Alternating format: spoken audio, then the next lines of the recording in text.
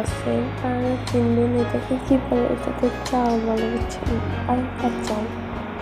অনেকগুলো পোকা ধরে গেছে, তাই আমার চাচি এগুলো রোদ দিছে। আজকে অনেকদিন পর রোদ দিচ্ছে তো তাই। আর এখানে মেয়েতে চাচি গুড়ি আনছে, মানে ওই হালকা চাল দিয়ে গুড়ি করছে, তাই আজকে রোদ দিল। রোদ উঠলে আমাদের এইসব কম বেশি করে থাকে, কারণ আমরা ঢাকায় অঞ্চল, আমাদের জন্য কেউ আনার নেই। আমরা টাকা এগুলো করে রোদে রাখি, কারণ আমাদের নিজস্ব বাড়িতেই।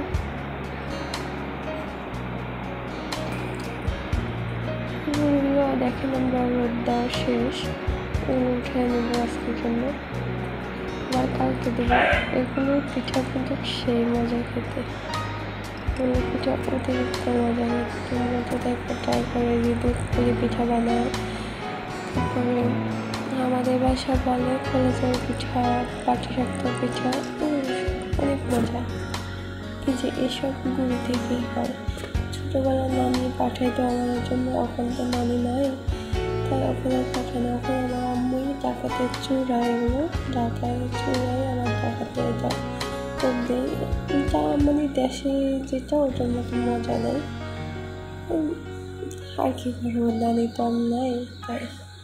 তো আপনি এই ভিডিওটা দেখতে থাকেন, আর যদি ফেসবুক দেখে থাকেন প্লিজ ইগনোর করবেন। আজকে তো আমি আপনাকে ছাদ বাগান দেখাচ্ছি, আমাদের ঢাকায় ছাদ বাগান। আগে অনেক গাছ ছিল, এখন এতটা নাই। আগে ড্রাগন ফল গাছ ছিল, অনেক কিছু গাছ ছিল, কিন্তু ড্রাগন ফলের গাছটা আমাদের বৃষ্টির কারণে, অতিরিক্ত বৃষ্টির কারণে, আর বাইরে টিয়ারা বাচ্চা আছে, খেলে বেরিয়ে পড়ছে। আগামী 5 সেপ্টেম্বর রোজ শুক্রবার, ঈদ ও মিলাদুন্নবী। সকলেই বলেন আলহামদুলিল্লাহ। শুরু করি যে আমার ছাদে বাগানে একটা ফুল গাছ, এটা জানি না আমার কি ফুল গাছ, কিন্তু আমার বোন জানে এটা কি ফুল গাছ। এটার সাথে একটা আতা ফল গাছ আছে, দেখো আতা ফল, মানে আতা আমরা নিচ থেকে কিনে আর বিছে দিয়েছিলাম, এখানে পরে উঠে গেছে আতা ফল গাছটা। একটা ফুল গাছ, এটা জানি না এটা কি, এটা হচ্ছে কামরাঙা।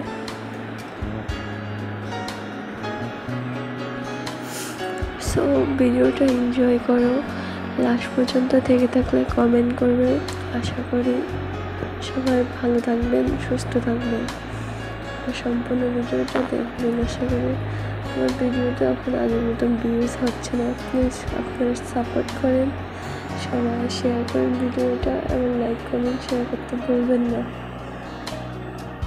আশা করি লাইক কমেন্ট শেয়ার করতে ভুলবেন না আপনারা। আমার আম্মুর বেগুন গাছে বেগুন দিচ্ছে আমার আম্মু।